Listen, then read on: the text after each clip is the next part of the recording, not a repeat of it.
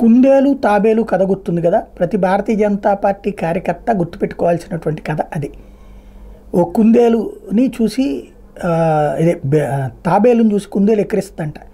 నేను ఎగిరెగిరి దూకుతాను, నువ్వేం చేస్తావు, నువ్వేం చేస్తావని చెప్పేసి. తాబేలు నేను నిదానంగా నడవగలను అంటే పోటీ పెట్టుకుందామా అందట. సరే అని చెప్పేసి పోటీ పెట్టుకున్నారట. 1 కిలోమీటర్ దూరం ఇద్దరు వెళ్ళాలి, ఎవరు ఫాస్ట్ వెళ్తారో అన్నట్టు. తాబేలు నిదానంగా నడక ప్రారంభించింది, కుందేలు పరుగు ప్రారంభించింది. కొద్ది దూరం వెళ్ళాక కుందేలు వెనక్కి చూసింది, అసలు దగ్గరలో ఎక్కడా కనిపించలేదు. సరే కంగారే ఉంది, కాసేపు పడుకుందాంలే, ఆ తర్వాత అది ఎట్లాగూ 2-3 గంటలు పట్టుద్ది కదా అనుకుంది, పడుకుంది.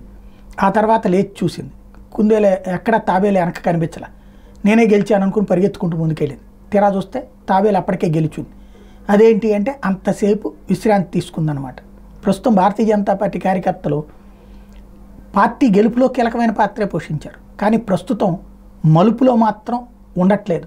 ఎందుకు అంటే ఏముందిలే, మనల్ని ఎవరు పట్టించుకోవట్లేదు కదా, మనం ఎవరికి జవాబుదారీ అని ఆలోచిస్తున్నారు. లేదంటే కనుక మరొకటి ఆలోచిస్తున్నారు. ఫ్రాన్స్ని పాఠం అని ఎందుకు చెప్పారంటే, ఫ్రాన్స్లో కమ్యూనిస్టులు అక్కడ ఇప్పుడు మ్యాక్రాన్ పార్టీతో కలిసి ప్రభుత్వం ఏర్పాటు చేయబోతున్నారు. భారతదేశంలో కమ్యూనిస్టులు కాంగ్రెస్ జట్టు కట్టినాయి.